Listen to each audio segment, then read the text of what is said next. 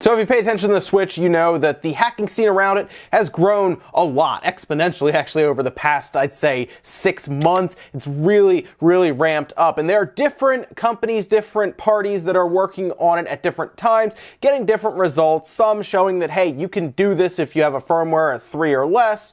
Others saying we can do it at any time, doesn't matter the firmware. We heard about Team Executor that's working on a release of some kind to the public that's kind of annoys some people, I will say that. Some people don't really like Team Executor, but then we have others that people don't like because they won't release what they're doing, and that comes down to, in this case, Fail Overflow, who actually showed on Twitter them loading Linux on the system. In fact, the picture you're seeing here was posted on their Twitter account earlier today, where they show them clearly loading Linux. You can see the little trademark Linux, really the Linux penguin at the top that everyone knows Linux for, and then at the bottom you can see Fail Overflow as kind of their login, and this just shows them kind of messing around with it. Now, if you don't know, Fail Overflow does not usually release any of their methods, anything they do. They tend to do this kind of for fun, and whether it's for ethical reasons that they don't release everything, they know that once they release this, which they have outlined in the past, last month actually, that it's something to do with the boot ROM that they've exploited, so it can't actually be patched with any OS updates or anything.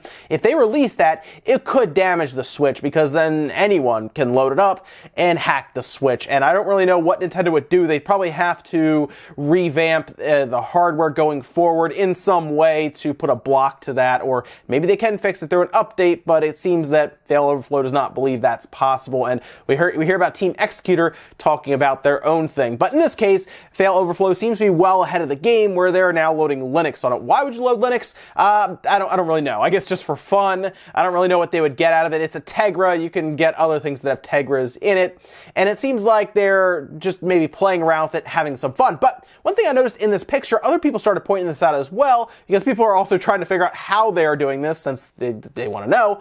In the picture, what's very interesting about it, if you look to the right of the Switch, they clearly have part of the Joy-Con still attached to it. If you remember, I've broken the Joy-Cons down. That's actually the railing on the side there with the ribbon cable coming off of it. That's part of the Joy-Con where it connects to charge and send data back and forth. Remember, you can easily update your Switch controllers, your different Joy-Con controllers, by leaving them on there, and then the Switch communicates to them through basically a hard connection. Not really through wireless, just a hard connection when it's connected. So in this case, as you can see in this picture here, they have a cable running around through an adapter board that then appears to plug directly in to that hard connection where the Joy-Con is, which means they don't actually have to open the Switch up to do a hard mod to connect to it. The Joy-Con connection is enough for them to communicate and really load stuff up. Now, of course, people, like I said, are trying to figure out from this picture what they're using. It appears to be a UART cable of some kind that they are using here that lets them run to that board, and then the USB. And then, as pointed out by a couple people on GBA Temp, it's then running to an FTDI friend,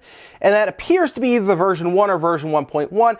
Either way, it's a board that lets them send and receive data depending on, well, what they're using. In this case, they are probably using a program through USB that then connects to the Joy-Con controller to then let them load information onto the Switch. It's very interesting, but in this case, it seems more of a hobby project for them, and that's why they're loading Linux. It's not really a breakthrough for everyone else, because they're not going to release how they are doing it, at least not for years and years and years, more than likely. They just like to show people it's possible. And again, I'm sure there are some people out there that like that they're not releasing this, and then there are people, of course, who are really annoyed that they won't release it. But honestly, it's up to them.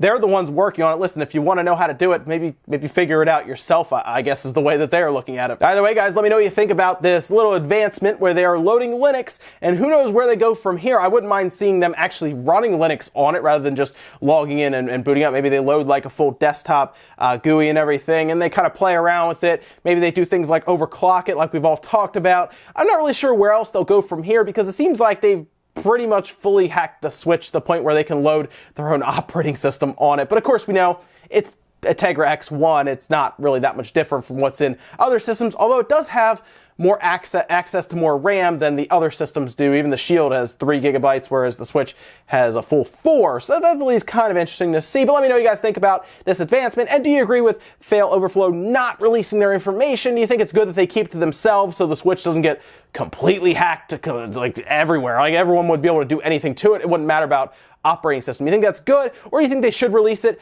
I don't really care either way. Honestly, like I said, if people want it, they should figure it out themselves. In this case, I get why Fail Overflow does not want to release it, because that would lead to the Switch getting heavily pirated. And really, ethically, I understand. They want to keep to themselves in this case. Maybe when the system becomes legacy, right, like 5-6 years from now, they go, yeah, sure, here you go. You guys can play around with it now. Thank you so much for watching, guys. I'll see you next time.